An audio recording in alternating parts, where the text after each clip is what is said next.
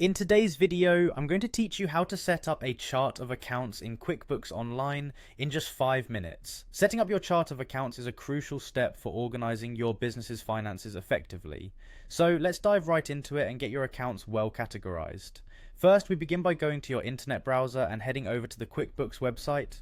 If you're not signed in yet, you'll want to click on the Sign In button, which is usually located in the top right corner of the home page.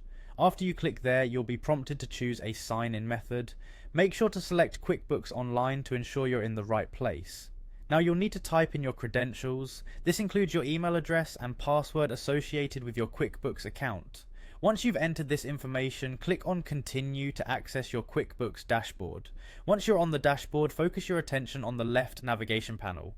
Here you'll see multiple options, but for today's task, click on Transactions. This section is where all your financial data is stored and monitored, so it's essential to get familiar with it.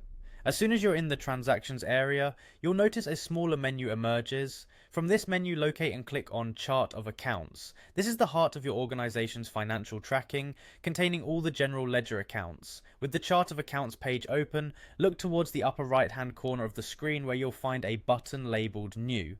Clicking on this button will open a form where you can start entering information to create a new account. Here, the first thing you'll need to add is the account name. Choose a name that clearly identifies the purpose of the account, making it easy to understand at a glance.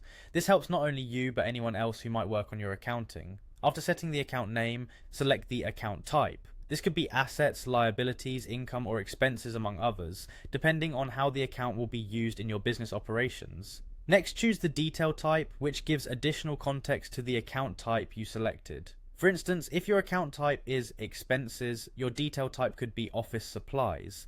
This adds another layer of specificity.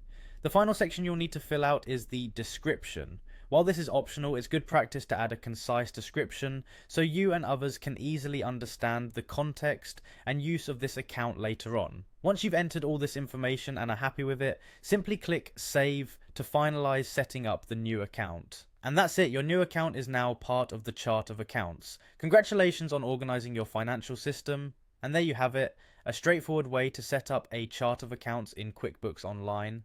Thanks for watching and make sure to subscribe for more QuickBooks tutorials and tips.